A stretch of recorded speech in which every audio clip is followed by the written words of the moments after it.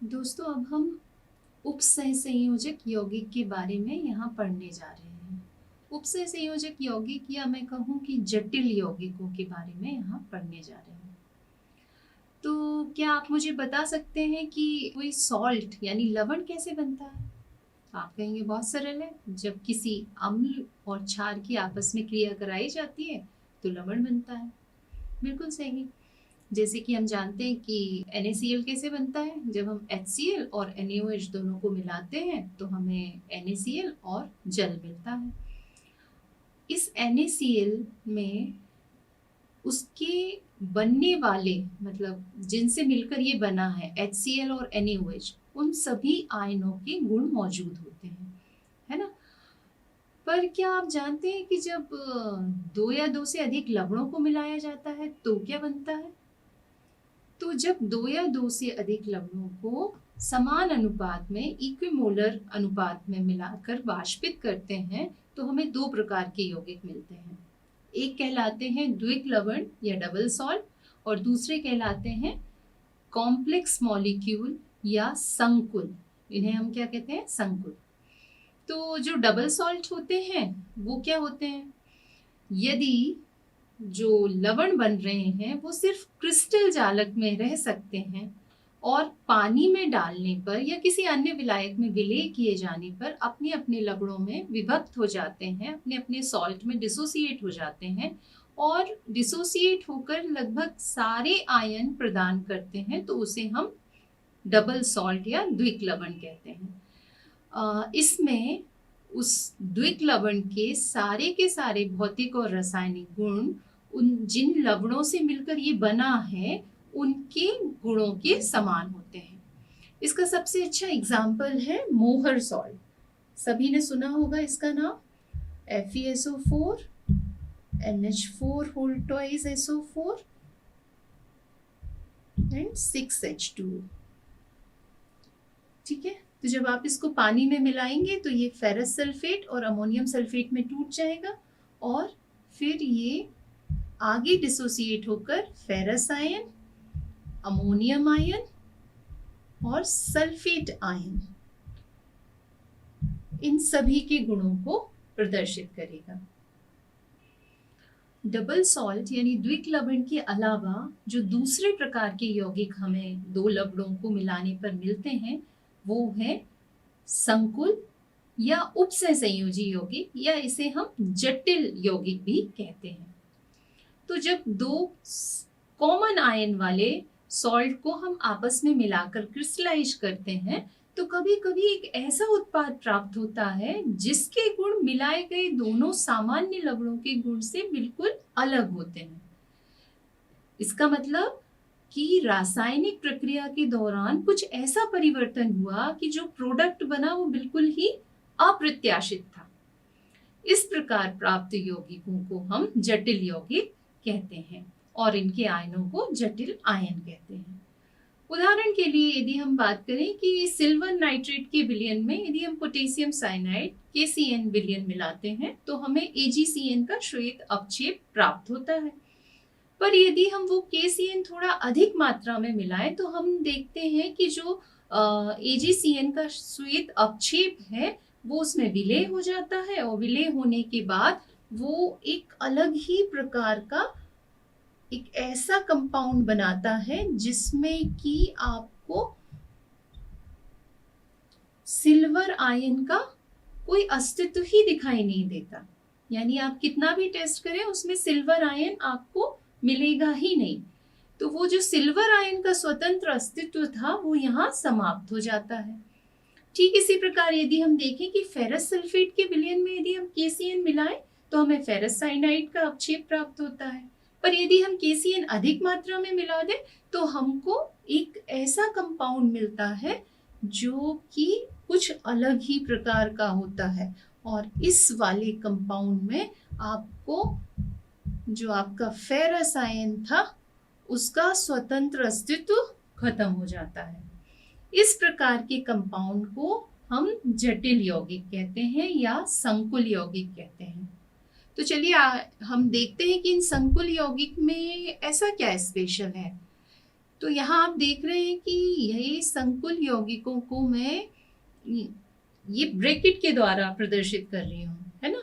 इस ब्रैकेट को उसका उपसहसंयोजी गोला या कोऑर्डिनेशन स्फीयर कहते हैं। क्या कहते हैं इसको? उपसहसंयोजी स्फीयर या गोला। इसे उपसहसंयोजी स्फीयर में यहाँ जो मेटल आयन आपको दिख रही है, इस मेटल आयन को हम केंद्रीय धातु कहते हैं। कौन सी धातु? केंद्रीय धातु, जो पॉजिटिव आयन के फॉर्म में होगी और ये कहीं से इलेक्ट्रॉन को ग्रहण करेगी। इस केंद्रीय धातु आयन से जो अणु या आयन इस कोऑर्डिनेशन स्फीयर के अंदर जुड़े होते हैं, उन्हें कहा जाता है लिगेंड। क्या कहा जाता है? लिगेंड। तो लिगेंड कौन है? लिगेंड वो अणु या आयन है जो केंद्रीय धातु आयन के साथ जुड़े होते हैं। वास्तव में ये ऐसे अणु या आयन होते हैं जो इस केंद्रीय धातु को इलेक्ट्रॉन पेयर डोनेट करते हैं। क्या करते हैं? इलेक्ट्रॉन पेयर, इलेक्ट्रॉन का जो युग्म है वो इसे देते हैं। अब बात करते हैं कि यहाँ पर कितने नंबर में लिगेंड जुड़ा हुआ है। तो यहाँ जो लिगेंड की संख्या आपको दिख रही है, कितने लिगेंड आपको यहाँ पर दिख रहे हैं? 6 लिगेंड जुड़े हुए दिख रहे हैं। इसे कहा जाता है उपसहसंयोजी संख्या।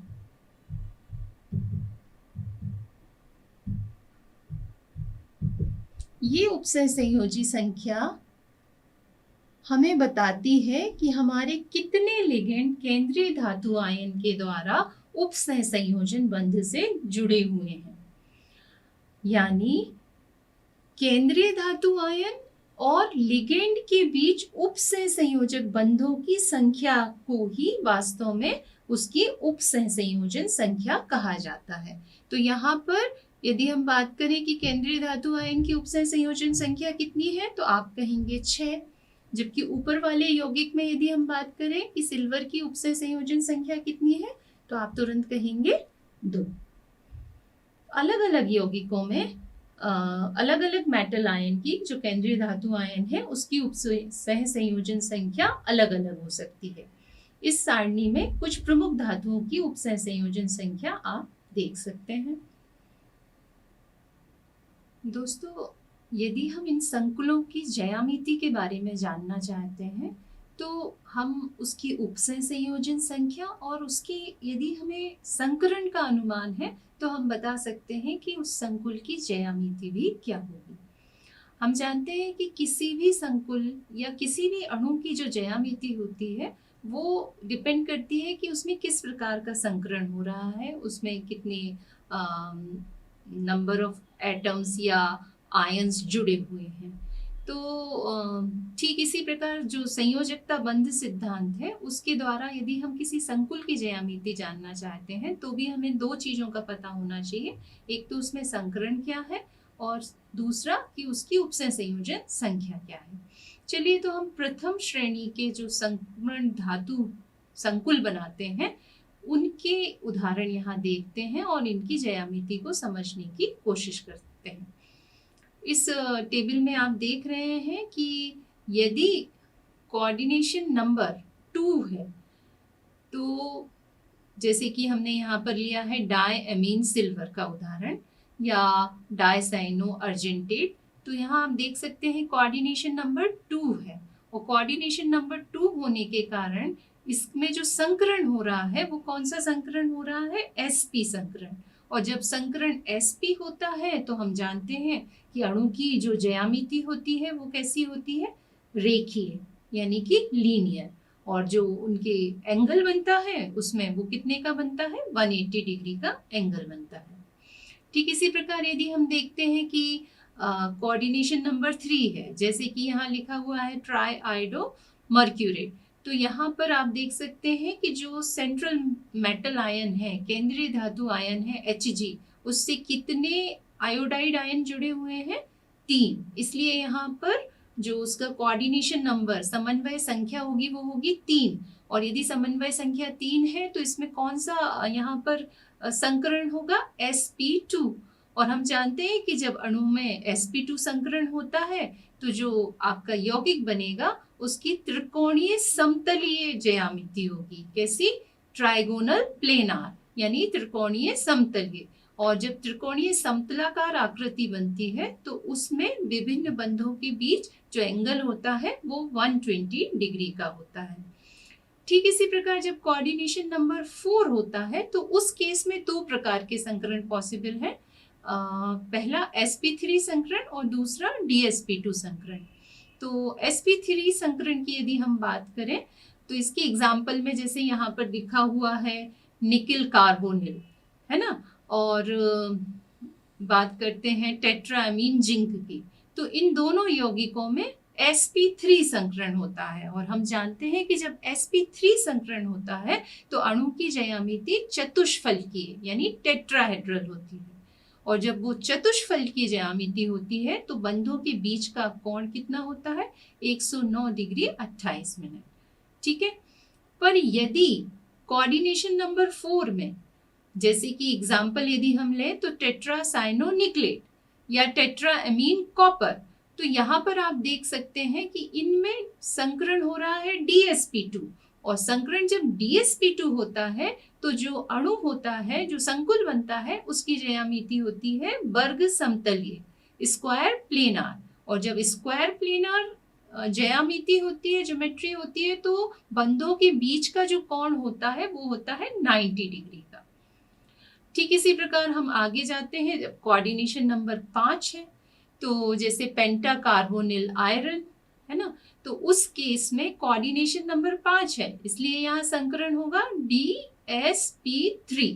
और जब dsp3 संकरण होता है तो हम जानते हैं कि संकुल की ज्यामिति कौन सी होगी, त्रिकोणीय द्विपिरामिडीय, ट्राइगोनल बाइपिरामिडल। और जब ट्राइगोनल बाइपिरामिडल ज्यामिति होती है तो बंध जो होते हैं, दो प्रकार के बंध कोण आपको मिलेंगे इसमें। एक तो होता है 90 डिग्री का और बाकी एक होता है 120 डिग्री का। तो 3 बंध जो होते हैं 120 डिग्री के और 2 जो होते हैं वो 90 डिग्री के होते हैं। इसके बाद हम बात करते हैं इसी कोऑर्डिनेशन नंबर 5 में एक जो संकरण है वो sp3d भी हो सकता है।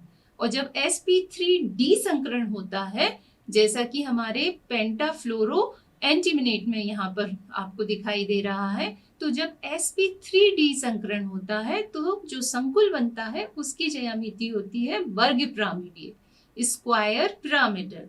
और उस केस में सारे जो बॉन्ड एंगल हैं वो 90 डिग्री के होते हैं। अब बात करते हैं हम कोऑर्डिनेशन नंबर 6 की। तो जब हमारा कोऑर्डिनेशन नंबर 6 होता है तो उसमें भी दो प्रकार के संकरण संभव हैं। एक तो d2sp3 और दूसरा sp3d2। तो हम सबसे पहले एग्जांपल देखते हैं d2sp3 का। तो हेक्साएमीन क्रोमियम हो गया, हेक्सासाइनोफेरेट है, इन सभी में d2sp3 संकरण होता है।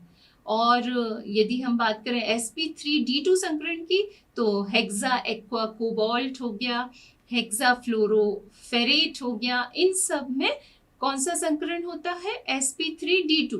तो संकरण चाहे d2sp3 हो या sp3d2 हो, ज्यामिति हमेशा कौन सी होगी, ऑक्टाहेड्रल। कौन सी होगी, ऑक्टाहेड्रल, अष्टफलकीय। और जब अष्टफलकीय ज्यामिति होती है तो आप देख सकते हैं बॉन्ड एंगल 90 डिग्री का होता है। तो इस प्रकार विभिन्न संकुलों की ज्यामिति को हम किसके माध्यम से समझ सकते हैं, हम उसके कोऑर्डिनेशन नंबर और संकरण के द्वारा हम विभिन्न संकुलों की ज्यामिति को बता सकते हैं। दोस्तों, ये जो संकुल अभी हमने देखे ये बहुत ही महत्वपूर्ण यौगिक हैं। बहुत सारी इंडस्ट्रीज में जब केमिकल्स बनाए जाते हैं तो विभिन्न रसायनों के संश्लेषण में ये उत्प्रेरक का कार्य करते हैं। दूसरा, इन संकुलों के जो रंग होते हैं वो बहुत अच्छे होते हैं, तो जिससे इनका उपयोग विजुअलाइजेशन में बहुत ज़्यादा किया जाता है और बहुत सारे औद्योगिक उत्पादों की पहचान में इनका उपयोग किया जाता है।